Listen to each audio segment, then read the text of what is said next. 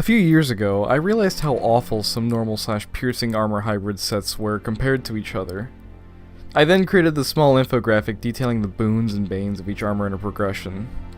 Now, I'm no graphic artist, so I'm not entirely sure how I could create a better graphic. I mean, look at some of my thumbnails.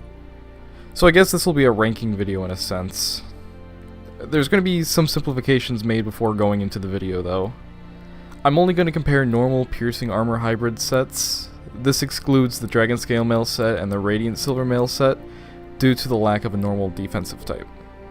Given the nature of Pathfinder, Gorilla, and Hazard armor sets, I'm only going to include one of these so that I'm not comparing minor differences for like 12 different armor sets.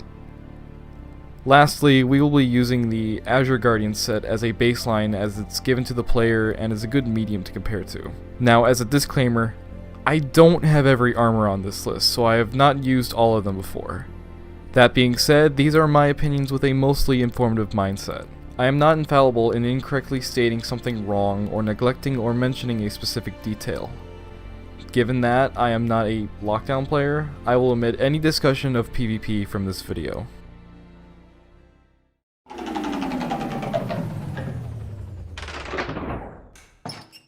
Since we're going to be using the Azure Guardian set as a baseline comparison for almost every set in this video, we should compare it first. The Azure Guardian set is meant to be the middle-of-the-road balanced option between a tank or a glass cannon build. However, despite being middle-of-the-road, it ends up being less useful given the nature of the game. In short, there are three main reasons why most armors may end up facing the same fate as the Azure Guardian set. These reasons being mobility, HP, and damage boosts. While the Azure set doesn't impose any mobility restrictions, it doesn't grant any either. Which, for a game where dodging attacks is a pretty important skill, isn't great. I mean, I guess people like to run fast too, so that, you know. Even if players aren't good at dodging and end up taking hits, it's still not a good defensive set due to the imbalance of actual defensive stats and HP. Defense is sadly not a great stat to try and focus on near late game due to enemy damage scaling becoming quite strong in Stratums 5 and 6. HP is also a significantly better stat than defense will unfortunately ever be, because it's such an easy stat to stack. You can start with silver health, without ever using any Vitapods in many instances. As the cherry on top, Azure Guardian is the only normal piercing hybrid armor that doesn't have a status resistance. I legit thought this armor had at least stun resistance, but no, it doesn't even have that like the Royal Jelly or Ironmight. It has nothing. Lastly, because of the Azure set's middle-of-the-road option, it doesn't get the benefit from any damage boosts like ASI or CTR, as abilities like that are reserved for the damage focus sets. This ends up leaving the Azure set as just a painfully mediocre choice for any mission. Despite this, it's still far from the worst option available.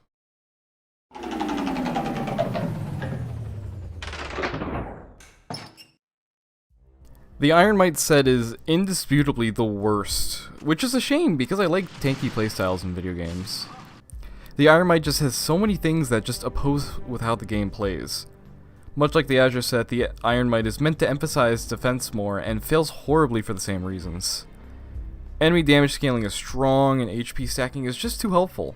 In fact, I believe that the Ancient set is better than the Ironmight because at least it gives bonus HP on top of the usual level 10 HP bonus, even though it's a pure normal armor set. The Ironmight also actively hinders players' abilities to output damage due to a universal ASI decrease. Now, could this be mitigated? Yeah, definitely, but the mitigation isn't worth the investment considering other armor sets we'll be discussing.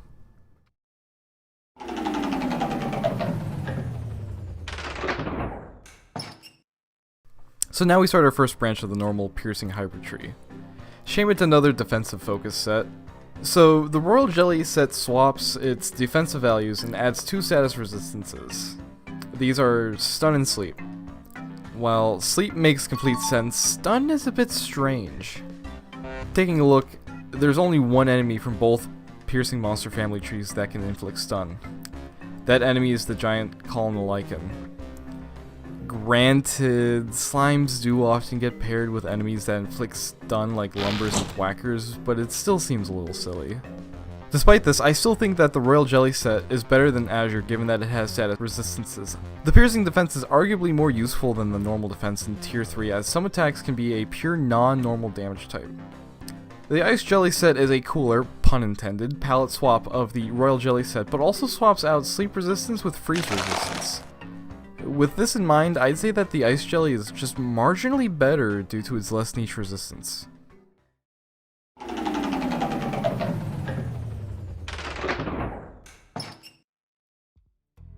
Mercurial is a set I'm quite fond of. I use it for almost all my piercing defensive needs. Granted, that's not saying much given my small selection of armors. When looking at the defensive stats between it and the Royal Jelly, I genuinely could not tell the difference between the two. I could very well be wrong, but without specific numbers, it's hard to tell. This leaves us with the status resistance change from stun and sleep to shock. You're bound to come across shock more often than stun or sleep, which is a boon in my books. This leaves us with the Mercurial set's ability of MSI low, which when worn together equals medium. Combine this with swift steps from your sprite, and you get a very speedy knight with room left for focusing on other damage modifiers via UVs or trinkets. While it's undeniably weaker than Black Cat, Chaos, and even Skolver, which we'll get to soon, Mercurial can be a fun set to build and play around with. The biggest issue I see with this set as a whole is that piercing and shock isn't a terribly common combination, and the two places you'll likely encounter these levels are compounds and the first arena of the gauntlet.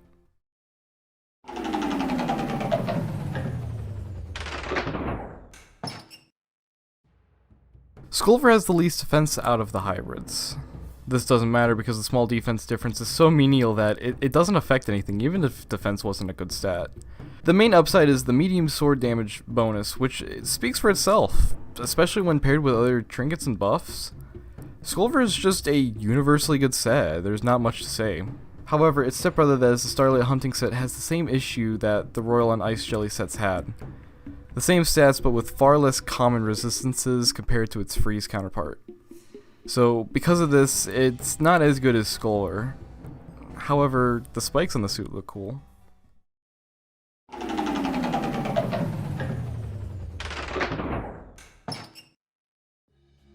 This set is strange to say the least.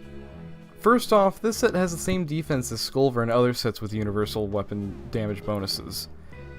This is particularly strange because it doesn't provide a universal weapon damage bonus, but instead a damage bonus against slimes. Now that doesn't sound too bad until you realize that the status resistance is poison. Now, that sounds like a weird thing to nitpick, and to an extent it is. However, there are a couple of reasons for this. I don't know about you, but I don't often come across toxigels often. This for me makes this a strange set. On top of that, tox oils and compound polyps are significantly more dangerous and in a popular mission. Compound 42. Because of this, I'd honestly say you're better off forgetting this exists and just instead use Dragon Scale Mail. When in comparison to the Azure set though, I'd still say it's better than Azure because it does provide more benefits than just mediocre defense.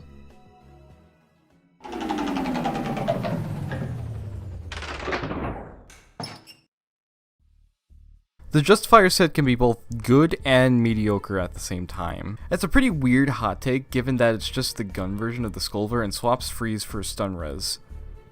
Well, the reason why I say this is because of the monster families. To explain, guns are great against slimes where they're easy to target and hit. The mediocre part of the argument comes from the fact that wolvers and dust bunnies are from the beast family and they're often a nuisance to hit.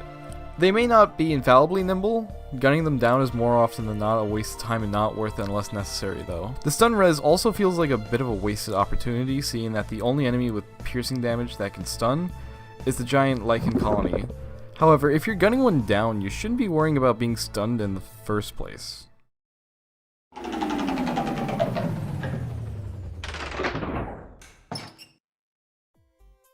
The Starlit Demo set off the bat, in my genuine and unprofessional opinion, is probably more useful than the Justifier if we're talking specifically in terms of piercing damage enemies. The logic behind this is that beasts and slimes tend to often clump together, making it quite easy for bombers to deal a lot of damage. However, if you want to counter this point, just wear the Justifier and use a Vortex Bomb with Callahan or Wintergrave. It'll probably give identical results.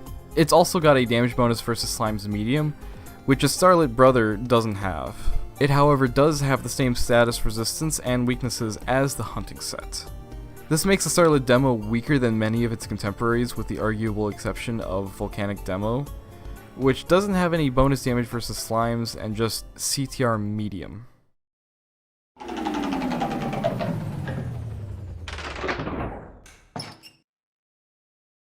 I don't know exactly how to rank these, considering many of them just swap one or two different stats or bonuses from each other. This makes this collection a hard one to judge. I will just compare the Sacred Firefly Pathfinder set due to fire becoming significantly more common in Tier 3 missions and the universal gun damage bonus. After some careful consideration between stacking ASI, CTR, and bonus gun damage, I'd have to say that Sacred Firefly Pathfinder is just 100% better than Justifier. This set also provides a better status resistance than Justifier's stun resistance. The only benefit that Justifier has over the set is its lack of shock weakness and better defense, both of which are completely negligible given the gun playstyle of Spiral Knights. And that's all of them. Frankly speaking, I know for a fact this isn't going to change minds, given that none of these sets can truly compare to the likes of Black Cat or Chaos, other than creating an off-brand build. However, I'm fine with that. This is more of just a silly video idea that I could somewhat easily produce. However, if there's something I didn't mention, or there's a counterpoint you'd like to say, leave a comment below. I'll make sure to do my best to read and respond to all the comments. But with that, I'd like to bid you guys farewell. Bye-bye.